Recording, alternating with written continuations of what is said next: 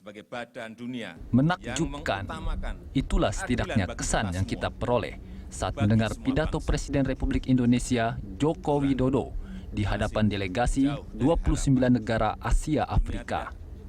Betapa tidak, dengan lantang Jokowi menyeru para mitra Asia Afrikanya untuk segera mereformasi Badan Dunia sekaliber PBB agar mengutamakan keadilan bagi seluruh bangsa-bangsa di dunia. Menurutnya, dunia seolah tidak berdaya menyaksikan penderitaan rakyat Palestina. Karenanya, Jokowi menghimbau dukungan bagi sebuah negara Palestina yang merdeka. Dan yang tak kalah hebatnya, dalam kesempatan itu, Jokowi juga sekaligus mendesak arsitektur keuangan global yang selama ini didominasi oleh Bank Dunia, IMF, dan ADB untuk juga sekaligus direformasi. Pasalnya, Jokowi berpandangan bahwa pengelolaan ekonomi dunia tidak bisa diserahkan pada 3 lembaga keuangan itu dan menyebut-nyebut bahwa sikap bergantung kepada 3 lembaga itu adalah sikap yang usang dan perlu dibuang. Dan terakhir yang mengesankan, Jokowi lantas meminta para pimpinan negara Asia Afrika untuk membumikan semangat Dasar-Sila Bandung dalam mewujudkan kesejahteraan, solidaritas, serta stabilitas internal dan eksternal bagi negara-negara Asia Afrika. Cukup bombastis dan heroik. Publik pun terkesan membayangkan seakan-akan bapak bangsa kita, Presiden pertama Republik Indonesia Insinyur Soekarno, telah kembali. Lantas kita pun bisa berandai-andai, akankah bangsa ini dan juga bangsa-bangsa di belahan Asia dan Afrika bisa menjadi pionir guna mewujudkan sebuah tatanan dunia baru bagi bangsa-bangsa di Asia dan Afrika yang merdeka, mandiri, berdiri sama tinggi, dan mapan secara politik maupun ekonomi.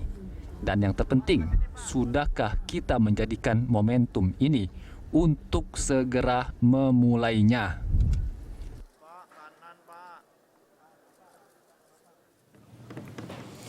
Ya pemirsa, kini publik bertanya-tanya apakah pidato mengesankan yang disampaikan oleh Presiden Joko Widodo dalam peringatan Konferensi Asia Afrika kemarin itu hanya lip service atau memang benar-benar dilandasi oleh pemikiran dan perencanaan yang matang. Benarkah potensi yang dimiliki oleh bangsa-bangsa di kawasan Asia Afrika saat ini memang cukup untuk melakukan perubahan tata kelola masyarakat dunia? Seandainya iya, maka sudah sejauh manakah upaya merealisasikannya? Lalu apa keuntungannya bagi negara seperti Indonesia? Inilah yang akan kita diskusikan dalam Prime Time Talk kita kali ini. Telah hadir bersama saya di studio Berita 1 News Channel, Ketua Komisi 1 Dewan Perwakilan Rakyat Republik Indonesia, Mahfud Siddiq, dan juga pengamat hubungan internasional Ari Afriansyah. Assalamualaikum Pak Mahfud, apa kabar? Baik, sehat. Pak Ari, terima kasih bergabung bersama kami. Sebelumnya saya mau tanya dulu menurut pendapat Anda, pidato Presiden Joko Widodo yang hebat isinya, yang nyusun atau yang menyampaikan? Tentu kita mengapresiasi dua-duanya. Ya, pertama isinya, lalu kedua yang menyampaikan berani. Akhirnya menyampaikan di depan forum sekelas Konferensi Asia Afrika. Emang sebelum-sebelumnya belum ada pidato seperti itu? Artinya dengan bahasa yang begitu lugas, ya, dengan bahasa yang to the point. Ini mungkin dari sisi bahasa diplomat ini cukup keras dalam artian sangat lugas, lalu kemudian dengan Jokowi ya mungkin tidak seorator Presiden kita Soekarno ya, tapi dari gayanya yang kalem, tapi bahasanya cukup lantang. Gitu. Tapi saya mengingat narasi dalam pengantar dialog kita tadi, sepertinya Soekarno sudah lahir lagi nih. Oke, itu tidak usah dikomentari. Ini berarti bukan diplomasi dong. Kalau diplomasi kan tidak harus selantang sekeras itu kan. Diplomasi kan bisa dilakukan dengan kata-kata yang lebih dalam tanda petik manner gitu kan. Iya, artinya dalam berdiplomasi pun ada tingkatannya Mas. Artinya pada saat kapan kita harus menggunakan kata-kata yang cukup halus, lalu kata-kata yang cukup menengah, lalu sampai yang cukup keras. Mungkin dalam kali ini Jokowi ingin menyampaikan pesan kepada pemimpin-pemimpin dunia khususnya di Asia Afrika bahwa sudah saatnya kita bergerak, bahwa sudah cukup kita menunggu dari tahun 65 hingga sekarang, bahwa kita harus melanjutkan semangat dari KA Bandung tahun itu hingga sekarang.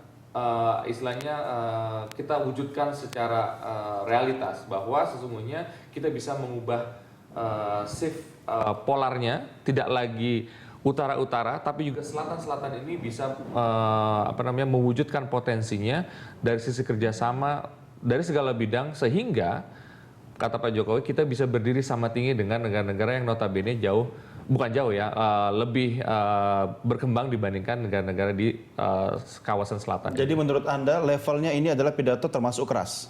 Iya, menurut saya cukup keras juga. Oke, Ya. Pak Mahfud, komentar Anda?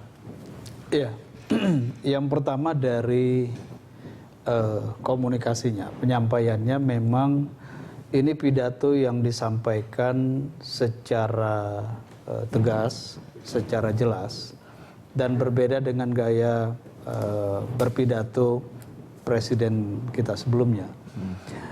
Tetapi dari sisi substansi ini bukan barang baru. Ya, pertama soal reformasi PBB misalnya, ini isu yang disuarakan sudah cukup lama oleh banyak negara, salah satunya Indonesia. Yang kedua soal mengurangi ketergantungan terhadap lembaga-lembaga keuangan dunia yang selama ini didominasi oleh World Bank, IMF, dan juga EDB. Kita ingat bahwa pada masa pemerintahan sebelumnya Indonesia telah menyelesaikan semua hutang kita kepada IMF, dan pada saat itu juga memang ada komitmen politik yang ini menjadi sikap semua pihak, pemerintah, parlemen termasuk MPR juga, untuk kita tidak lagi memiliki ketergantungan terhadap lembaga-lembaga keuangan dunia ini. Jadi secara penyampaian memang kali ini Presiden Jokowi bisa berbicara secara terbuka, jelas, tegas di hadapan begitu banyak delegasi negara-negara Asia dan Afrika ini. Walaupun secara substansi ini saya katakan bahwa ini bukanlah substansi baru. Anda mau mencoba mengatakan ini lagu lama aransemen baru? Ya kira-kira begitulah kalau dianalogikan. Karena banyak juga lagunya Rito Harahap yang zaman saya belum dinyanyikan kembali masih enak didengar gitu kan. Pesannya sebenarnya kan tergantung situasi global saat ini kan. Apa Anda tidak melihat bahwa masih kekinian terkait juga dengan konferensi Asia Afrika yang sudah 16 warsa itu berlangsung, pesannya walaupun masih sama? Ya sebenarnya begini, yang diperlukan sekarang adalah bukan pada isu pokok yang disampaikannya, tetapi yang sesungguhnya diperlukan, dan bukan hanya hari ini, sejak masa-masa sebelumnya diperlukan adalah sebuah konstruksi pemikiran dan sebuah langkah aksi yang lebih konkret dan komprehensif bagaimana merealisasikan ide-ide tersebut. Satu, ide reformasi PBB, dan yang kedua, ide untuk mengurangi ketergantungan terhadap lembaga-lembaga donor dunia, lembaga-lembaga keuangan dunia. Itu yang dibutuhkan sebenarnya. Kenapa? Begitu dua statement ini disampaikan, walaupun tadi substansinya bukan hal yang baru, tetapi yang kemudian harus difahami semua pihak bahwa di balik statement ini, di balik pernyataan ini ada konsekuensi yang harus dikalkulasi dan direncanakan betul bagaimana tahap-tahap realisasinya. Dampaknya bisa dirasakan oleh Indonesia? Termasuk juga dampaknya, karena begini, kalau kita tidak punya satu konstruksi yang utuh, bagaimana ini akan dijalankan, maka dengan mudah kita terjebak ini hanya sebatas retorika. Ya pada event internasional. Ya mungkin kita mendapat applause pada saat ini, tapi kemudian kita akan dibebani oleh begitu banyak pertanyaan, apa realisasi dari pernyataan-pernyataan ini? Karena begini, sebagai satu contoh ya, ketika kita berbicara atau Presiden Jokowi berbicara soal mengurangi ketergantungan terhadap IMF, World Bank dan seterusnya, orang kan kemudian menganalisis kemana arah pesan ini. Ya, bersebelahan dengan Pak Jokowi di sebelah kanan dan kirinya ini kan ada dua kepala negara. Satu Presiden Cina, yang kedua Perdana Menteri Jepang. Apa implikasi dari pernyataan itu? Mungkin anginnya kedua itu kali ya. Orang bisa menafsirkan begini, oh Presiden Jokowi sedang mengarahkan kita untuk beralih dari IMF, dari World Bank kepada satu institusi keuangan baru yang ini akan membesar, yang kita sebut dengan Asian Infrastructure Investment Bank, yang kita tahu ini dimotori oleh Cina. Apakah pesannya ke sana? Oke, kalau misalnya pesannya ke sana, di sebelah kirinya lagi Pak Presiden Jokowi ada Perdana Menteri Jepang. Jepang, ya, Shinzo Abe. Begitu. Apakah ini juga akan menyampaikan pesan ke Jepang, wahai Jepang, kami akan beralih dari Anda kepada teman kami yang Ini sebelah. harus ada ahli tafsir di sini kayaknya. Betul, karena ini event politik. Betul, betul. Dan persepsi-persepsi politik itu akan muncul begitu. Nah, yang menjadi pertanyaan dan ini penting untuk kita diskusikan adalah apakah pesan yang disampaikan Presiden itu memang kemudian akan diikuti oleh sebuah kebijakan politik luar negeri baru, oleh satu kebijakan skema kerjasama ekonomi baru dengan kekuatan-kekuatan dunia yang ada. Apakah kemudian ketika kita beralih dari lembaga keuangan yang didominasi dalam tanda petik Barat, kita akan mengalihkan kepada satu kekuatan institusi keuangan global baru yang entah siapa ini kita juga belum tahu. Dan apa konsekuensinya? Tapi ini bagaimana timur ya, bukan barat ya. Betul.